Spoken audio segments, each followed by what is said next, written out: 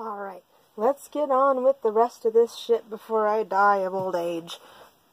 Next up we're gonna get into Dark Horse stuff, and first I got Blade of the Immortal Omnibus Volume 6. It's a fucking brick. It's huge, probably the biggest out of the 6 that I have. This is a 4-in-1 as opposed to a 3-in-1. It's massive and it's heavy, but it's worth it because it's Blade of the Immortal and it's good. And then we have Mob Psycho 100, Volume 1. Very, very excited about this one especially. This is by the original creator of One Punch Man, namely One. His art style is unpolished, but in a sort of intriguing and quirky way. In a way where it's all like, this art is not the best, but it's, I can't look at it and say like, this is shitty, because there's just something intriguing and just something endearing about it all that just makes it seem worthwhile. Next up, we're going to get into Yen Press releases, and first up we have Layback Camp, Volume 4. This manga is like the equivalent of getting a nice hot bowl of soup after a long, cold day. This is just a very soothing read. It's very quaint. There's a bunch of cute girls going out and camping and making food while camping. It's just very, very nice and relaxing. It's very sweet. Next up we have Controversy. It's Goblin Slayer. Oh, God. Burn it. Yeah, this is Volume 4. I get these more from my husband, who has more of an interest in it than I do, but I am reading it just very slowly. I am not at this point, of course. But yeah, oh no. Goblin Slayer. Yes, boo. Next up we have Tales of Wedding Rings, Volume 4. Loved this one very, very much. Can't wait for what's gonna happen next. I love the dynamic of just all the different girls and the one guy. That's just my thing, you know. Just a bunch of girls. I want it. I want give me the polyamory ending, damn you. Somebody, please. Damn it. Next up we have a new spicy edition, and that is Interspecies Reviewers.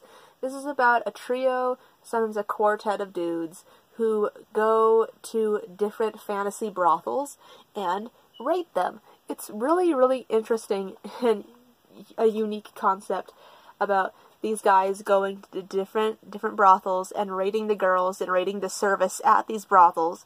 It's really, really interesting. And it kind of, I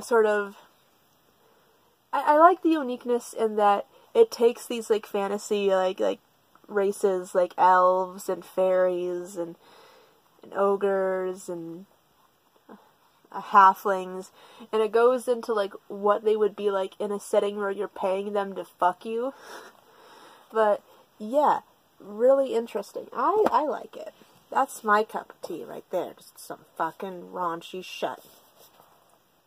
Next up we have Little Witch Academia, Volume 2. Yeah, this follows more along the timeline of the actual anime than how the first one did, where it kind of just went all over the fucking place with its shit. This one is a lot more closer to the anime. Really like that. Little Witch Academia is a really nice series. Next up we have Yotsuba, Volume 14. I forget when the last one came out. I should have checked before I started filming, but it's too late now. But it's been a really fucking long ass time before we've seen another Yotsuba, and this one, Yotsuba never ceases to make me laugh. It is wonderful and amazing, and if you are looking for manga to collect, if you haven't started collecting Yotsuba, please do. Fill your heart with joy and Yotsuba. And finally, for Yen Press, we have No Matter How You Look at It. it's your guys' fault I'm not popular. My husband kind of mentioned, it's like, this is the point where it goes from this girl being like this weird, kind of like creepy girl, to it being like her harem. She gets a lot of like friendly, she like, gets a lot of friends who are girls, and it becomes more of a harem at this point. But yeah, there's literal, like, actual, like, polls, apparently, about, like, who people like seeing her shipped with the most out of her harem. It's really interesting. I like where the story has gone. It's kept it really fresh. Next up, we have Volume 5 of Frothounce, which is the final volume, and I fucking knew it. I knew it was going to get romantic. I fucking felt it in my bones. They framed it to be like all of these mentions of potential romance between Faust and Demon Man, whose name I fucking forget, but it's an actual, like, canonical demon name. But I knew they were throwing in, like, the Freudian slips where it's all like, we might be talking about them in a romantic context, but we might not. That might just be a demon and a guy. But, yep, there's the fucking kiss, and hooray! I've spoiled it for you. I'm so sorry. Whoops. My bad. Next up we have Land of the Lustrous, Volume 7. This is the point where the story changes drastically and for the better. I'm ashamed to say that I've read way past this point in scans, but I am buying the manga, and I haven't read scans for a very long time. But after this, the story changes drastically from what we know. We are about to enter some shit. Trust me. Next up, we have the final volume of Niko Gajala. A lot of final volumes in this haul, I realize. A lot more than usual, anyway. But I love this series very much. I like the way it's illustrated. It's the way that it's drawn. Seems like it was drawn with, like, a brush and not a pen. Makes it very dynamic, and it makes it unique. And it sort of fits the time period in which this story takes place. It's very nice. And it's only 5 volumes, so if you haven't picked up Niko Gajala, Stray Cat Samurai, if you're a cat person and you like period pieces, Niko Gajala Samurai, definitely the comic to be looking for. Next up we have Cardcaptor Sakura, Cardcaptor Sakura Clear Card, Volume 5. I'm happy to say that this, even now, in Volume 5 and, like, the spin-off series, still has the same amount of sort of whimsy and sort of, like, magical appeal that the original had. It hasn't gone downhill, which I'm very, very happy about. Next up we have Gaussian, Volume 4. I haven't mentioned this before, but I really wish they'd stuck with the original covers. The original covers are so stylish and cool, and they, like, pieced together these, like, silly-looking covers for the English release. I don't know, maybe to make them look more like comic booky, but maybe just to play up the fact that this is an action manga, but it's also, like, kind of goofy, because it definitely parodies a lot of real-life people. And it's like an action manga that you can't quite take 100% seriously. Next up we have Grand Blue Dreaming, Volume 3. Your basic-ass college, like, drunk college comedy, if it was a manga. And there was scuba diving. But I love this one especially very much. Gives me a chuckle every time I read. I love it. It's definitely my brand of humor. Next we have Wota Koi, Volume 3. I love this very much, especially as a nerd married to another nerd who's romancing the nerds here. Wota Koi speaks to me on a primal level because nerd love. And there's just a lot of references where I'm like, oh yeah, I got that. I understood that reference. But yeah, Wota Koi just warms my nerdy ass heart like nothing else. And finally we have, for Kodansha, we have Aho Girl, A Clueless Girl, Volume 9. I could have sworn I bought this. This is an older release. It's not a new one. It came out a couple of months ago, and I could have sworn I bought it, but I didn't. I think I put it off, and I was like, I'm going to buy this later, and I never did, but I thought I did. So now I have it, and now I'm ready for Volume 10, which is coming out in January. And finally, we're moving on to 7 Seas. And first and foremost, I feel I must show off Devilman Volume 2 of the Classic Collection, which is the final volume which completes Devilman. And if you've seen Devilman Crybaby, then none of this is going to come as a surprise to you. But you know shit's gonna get real when one of the characters has to pull you aside from the manga and give you a trigger warning. Like, hey, shit's about to get real. Better watch out. But yeah, Devilman's fantastic. I really, really want to get Cutie Honey, because it's also by Go Nagai, at least. I might get Space Battleship Yamato when it comes out, and Captain Harlock also. But I'm buying these very slowly, considering they are a lot more expensive, considering their quality, which they are definitely worth. There's nothing about their price that makes me go, this is overpriced. This is definitely worth it. It's a classic manga, and it definitely deserves your attention. Next up, I got these two. I was told, and from what I can tell, it's true, that these aren't in the Dance in the Vampire Bund omnibuses, and that's Dive in the Vampire Bund Volumes 1 and 2. This is complete. It's just like a side story, Dance in the Vampire Bund, but it's not in the omnibuses. So I figured I'd get them because I want a complete set, because I want all of it.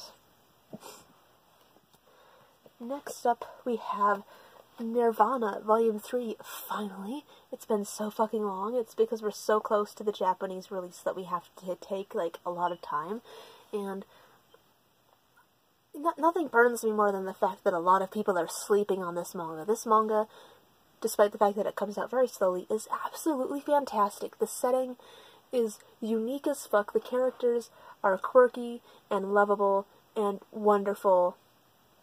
And they're not just a bunch of, like, cookie-cutter characters. They're very, very interesting. And the story is amazing. And I wish more people read Nirvana. Please read Nirvana. It is so cool. It's so unique. And it's...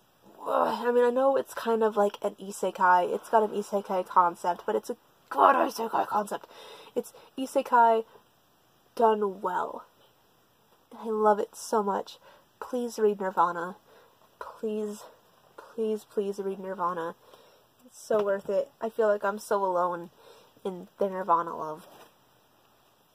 Next up we have Devilman vs. Hades, Volume 3. I haven't read this one yet, but out of all the Devilman stuff I collect, I feel like I'm hyped the least about Devilman vs. Hades, but I'm still reading it, and I'm still interested to see what will happen. I want to see how all these Devilman spin-offs end, and if they're all going to end similarly, and continue like the weird Devilman-y time loop that's going on. Next we have High School Life of a Fudanshi, Volume 4. It's very relatable, strangely, for Koma manga, and I really, really like this one. This one's nice. Next we have the very, very sweet, if it's for my daughter, I'd even defeat a demon lord. This is cute as hell. I love it very, very much. It is so wholesome. It's about a guy raising a little demon girl, and it's just so cute. Heals my fucking black ass heart. Next we have Wonderland, Volume 1. This is a really interesting concept. It's about a girl who wakes up and suddenly she's very, very tiny. She's tiny as hell.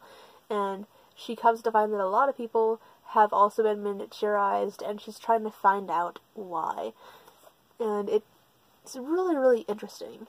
It's a really cool concept, and if you haven't read it already, I definitely suggest you do, because it's neat.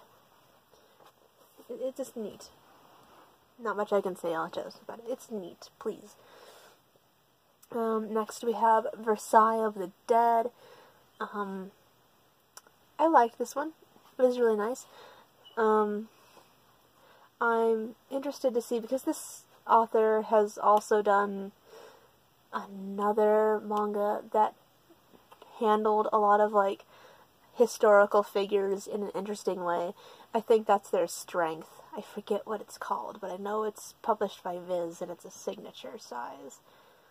I forget what it is. but I want it. Maybe one day you'll see it, because I loved this one, so I might consider getting their other stuff, which I forget the title of because I'm a dumbass. Next we have Devilman Man Grimoire Volume 4. I like this one. A lot of people are turned off by the fact that the art's a little more cartoony than the other Devilman stuff, but I personally really like it. It puts a really unique spin on Devilman shit, and I really like it. Next we have Yokai Girls Volume 5. Really enjoying this one. It's just your basic monster girl concept, but with Yokai Girls, it's got a little bit of action, but it's mostly just fan service and comedy. But if that's what you like, if that's what you go for, I mean, Yokai Girls is pretty fucking decent. I like it. Next, we have the final volume of Beasts of Abigail, which felt sort of abrupt. Like, I feel the ending came really fucking fast, but at the same time, it felt paced fine. I feel like it's a fine ending to the story, and I really liked it. It was really nice. Next we have How to Treat Magical Beasts, Mine and Master's Medical Journal. I can't remember if I showed this already. This is the only one where I was like, I couldn't remember if I've already hauled this, but yeah, this is the second volume. Just more of the same stuff. If you liked The Ancient Magus' Bride, definitely look into this one, because it's got similar themes. It kind of feels the same in terms of like its characters and its world building. Next, I'm just going to show these two off at the same time. I finally got Volume 3 of Miss Kobayashi's Dragon Maid Kana's Daily Life, and I also got Miss Kobayashi's Dragon Maid Volume 7. Just loving this shit very, very much. Can't wait for more of that good shit.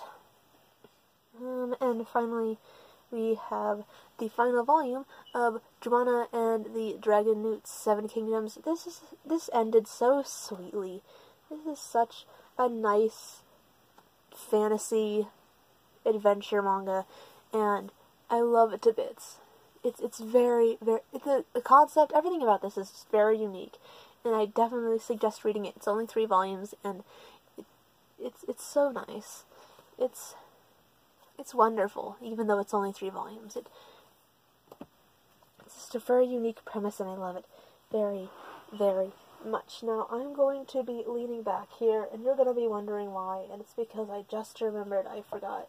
I have one other thing, and it's totally inconsequential, and I could have just left it in the bookshelf, but I'm going to show it to you here, and that's Forbidden Scrollery, Volume 5. I continue to buy this manga despite the fact that I've never played Toho. I'm just here for the aesthetics, y'all. I'm just here for them character designs. It's the good shit. What can I say? It's the good shit. I mean, I've never played Toho, but I still enjoy it regardless. So, yeah, that's my entire haul. My Q&A video is coming very, very soon. I tried filming it before, but I kept on running into problems, and I got pissed, so I could not film it. So, we're going to try soon. Oh, excuse me. But until then, I'll see you guys in the next video, whenever that may be. Everybody stay fucking sexy. Bye.